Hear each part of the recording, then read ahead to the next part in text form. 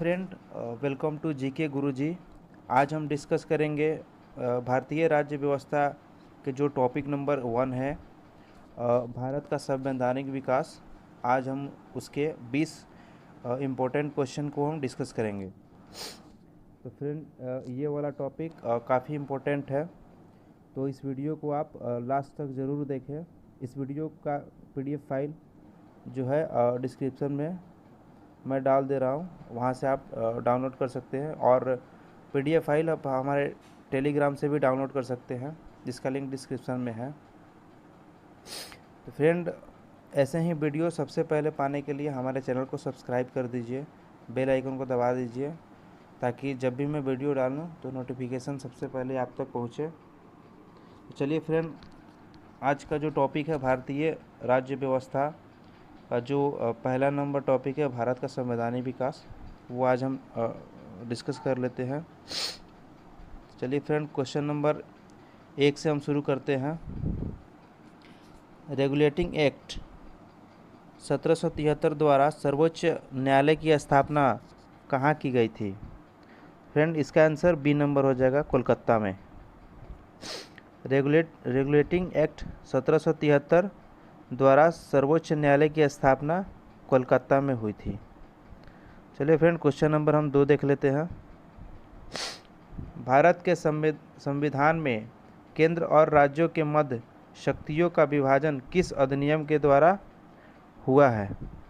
Friend, इसका हो जाएगा एक क्वेश्चन नंबर 2 का ए आंसर हो जाएगा, भारत शासन अधिनियम 1935। चलिए फ्रेंड, क्वेश्चन नंबर हम 3 देख लेते हैं। भारत के राष्ट्रपति को अध्यादेश निर्गत करने की शक्ति मूलतः किस अधिनियम से प्रेरित है? तो फ्रेंड, इसका आंसर हो जाएगा आंसर नंबर डी, भारत सरकार अधिनियम। यह भी 1935 में ही लागू हुआ था। चलिए फ्रेंड, क्वेश्चन नंबर हम 4 देख लेते हैं। एक निर्वाचित संविधान सभा द्वारा भारत के संविधान का निर्माण करने का प्रस्ताव किसके द्वारा दिया गया था? फ्रेंड, इसका आंसर हो जाएगा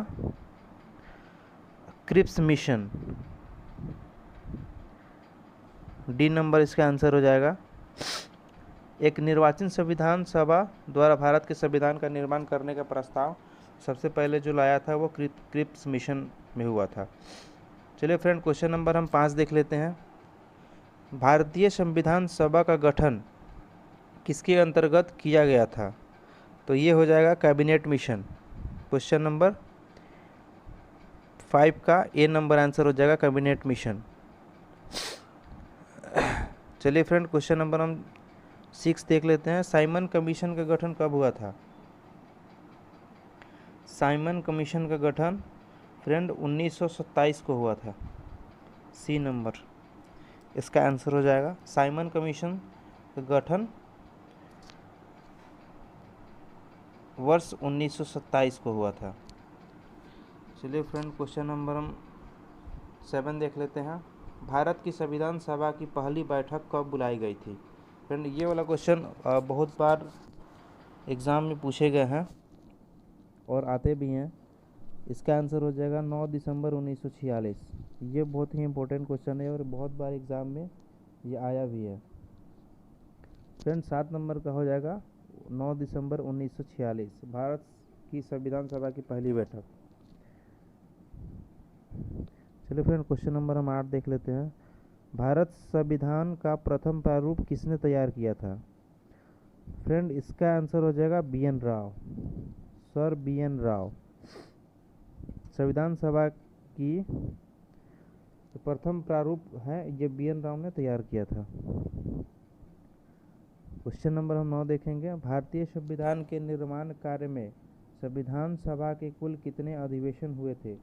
फ्रेंड, 12 अधिवेशन हुए थे भारतीय संविधान सभा के। फ्रेंड, 10 नंबर हम क्वेश्चन देख लेते हैं। भारतीय संविधान सभा के संवैधानिक सलाहकार कौन थे?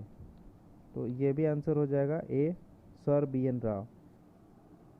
प्रारूप समिति के भी ये जो पहले वाले अध्यक्ष यही है, और ये संविधान सभा से सलाहकार भी है।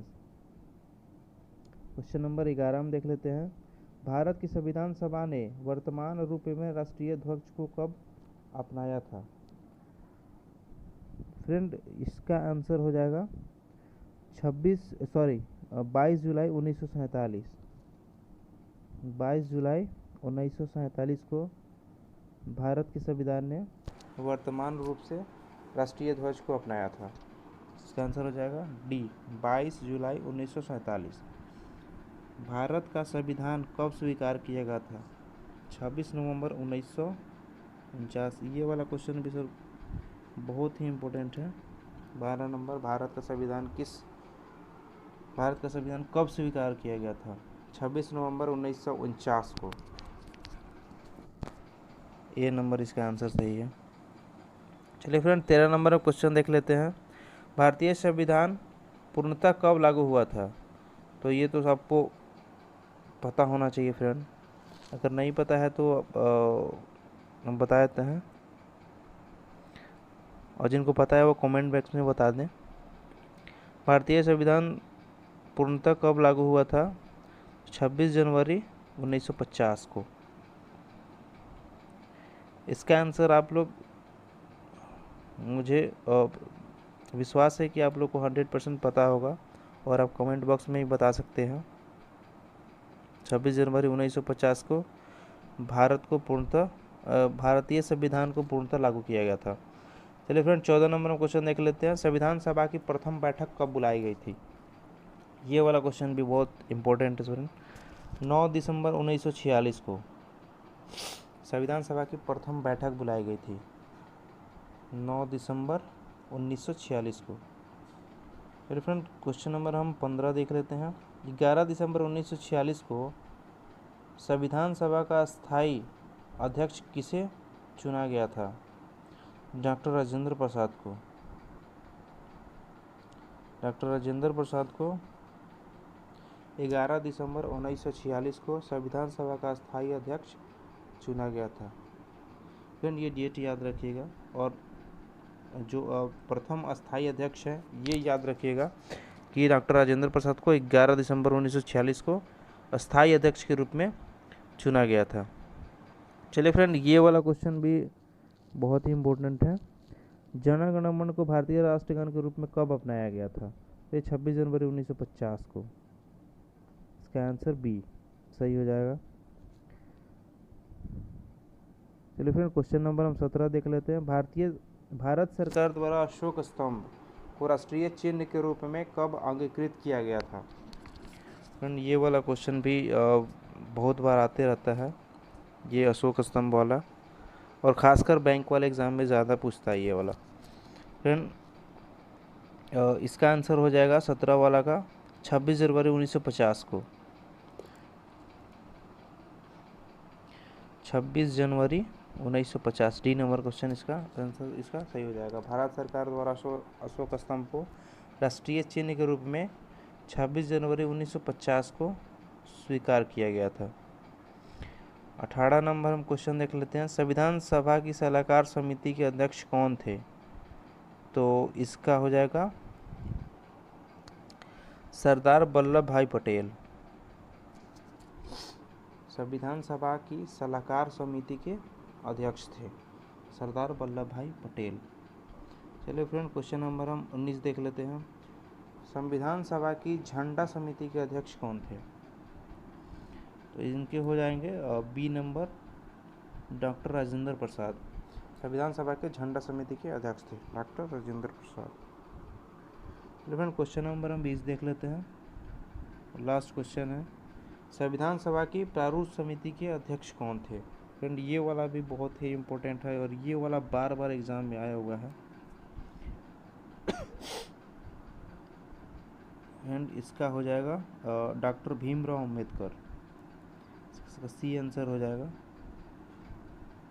फ्रेंड, ये वाला क्वेश्चन बहुत ज़्यादा कॉम्पिटिटिव एग्ज़ाम में आते रहता है। फ्रेंड, ये 20 क्वेश्चन हमने आज राज्य व्यवस्था से डिस्कस किया है फ्रेंड। नेक्स्ट जो है आपको आगे वाले वीडियो में आपको मिलेगा। तो फ्रेंड और भी आगे इससे रिलेटेड वीडियो मैं अपने चैनल पे अपलोड करूँगा। फ्रेंड हमसे जुड़ने के लिए हमारे चैनल को सब्सक्राइब कर लीजिए और बेल आइकन को दबा दीजिए, ताकि जब भी मैं वीडियो डालूँ तो सबसे पहले आप तक पहुँचे। चलिए फ्रेंड वीडियो को यहीं समाप्त करते हैं। जय हिंद, जय भारत।